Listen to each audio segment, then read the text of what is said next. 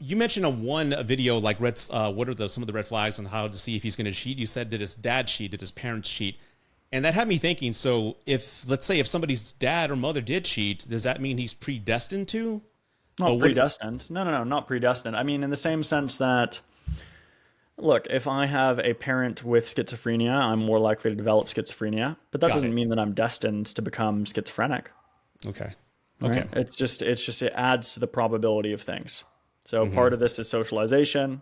Part of it is definitely genetic. But yeah, if my dad had an affair, I'm statistically significantly more likely to have one myself. Yeah. It's like, how would you know, though? Would you ask mom? Unless you knew and it was pretty obvious, right? I But how would you know? think that a lot of people know. Yeah. Yeah, it's true. Kids know more than parents let on. So, yeah, that makes perfect sense. Yeah. What are some of the, I guess, signs for, because I have a 50-50 demographic with men and women, for the women out there, what are some of the signs that you see that are telling for that their husband is going to cheat on them? Okay.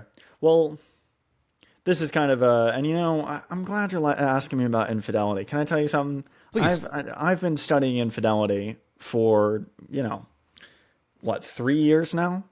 Certainly 3, I suppose. Anyway.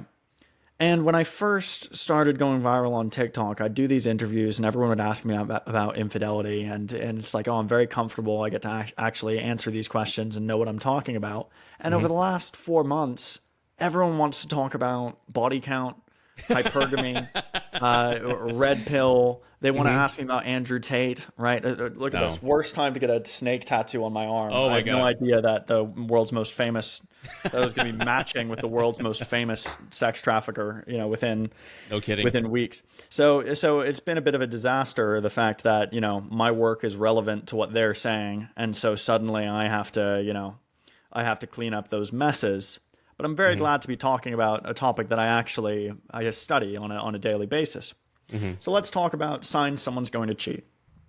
Some of these are going to be very intuitive, right?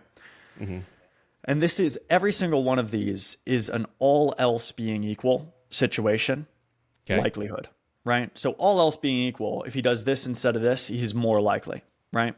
So there are some personality variables and individual history variables that if you're aware of them, they are more likely to cheat. So a man who cheated in his last relationship, and again, I'm sorry, I recognize that you're a father and you've had an experience with this. So I obviously, and you're in a new relationship now. Again, none of this is destiny, and and also I don't want to make you feel uncomfortable at all. I recognize that you seem very comfortable talking about these things. Very. I've had the world know. The world knows, and again, the ex-wife forgave me, my fiance, and everybody knows, and it's happened so long ago, it's not even relevant.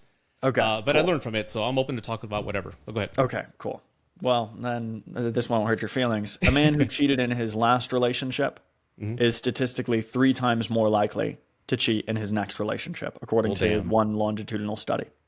Totally makes sense, right? In the same way that, just best predictor of future behavior is past behavior. Second, if a man, and we already spoke about this, if a man's dad had an affair, it does seem to be the case that infidelity runs in families, and it has a genetic component. It might also have a socialization component. I'd be surprised if it didn't. There's some suggestion that, if a man's friends have had affairs, then he's more likely to. That would make sense, but I don't know how rigorously backed that is. So those are some relevant personality variables.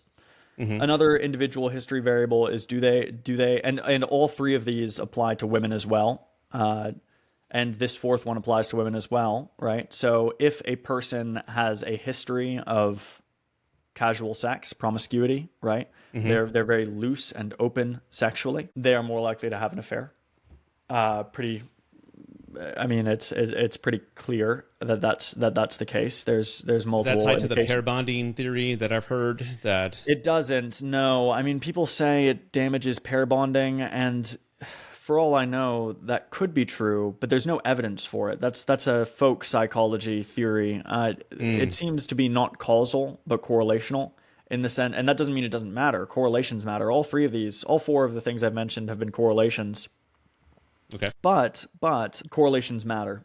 Now, I don't think it's causal. I think it's more, think about this. You've got 2 people, and one of them loves to have casual sex with strangers and have uncommitted sex, and the other one literally never does that. Which of them is going to be more likely to cheat on you when he goes to the bar with his homeboys? Right. Right? The one who didn't like doing it when he was single, right? He's gonna find a new hobby when he enters a relationship. I'm not saying that doesn't happen, but the odds are significantly slimmer.